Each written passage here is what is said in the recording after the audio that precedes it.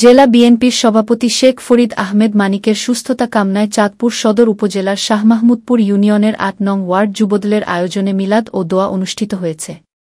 গতকাল বুধবার বাদ আছর সাবেক পুলিশের আইজিপি জাবেদ পাটোয়ারি বাড়ি সংলগ্ন মান্দারি বাইতুল মামুর জামে মসজিদে ৮ নং ওয়ার্ড যুবদলের সভাপতি ইব্রাহিম তালুকদারের নেতৃত্বে এ মিলাদ ও দোয়া অনুষ্ঠিত হয়।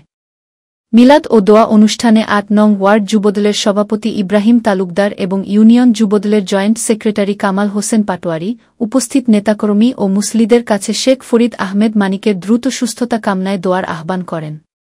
এ সময় মিলাদ ও দোয়া অনুষ্ঠানে উপস্থিত ছিলেন ৮ নং ওয়ার্ড যুবদলের সহ প্রচার সম্পাদক মোহাম্মদ মাসুদ গাজী, পল্লী উন্নয়ন সম্পাদক আরিফ পাটোয়ারি, সদস্য দিদার পাটোয়ারি, সবুজ গাজী, আমিন গাজী, সুজন হাজী, শরীফ তালুকদার, বোরহান তালুকদার, জাহাঙ্গীর তালুকদার, শ্রমিক দলের সভাপতি জহির মোল্লা, সেক্রেটারি রিপন বেপারী প্রমুখ।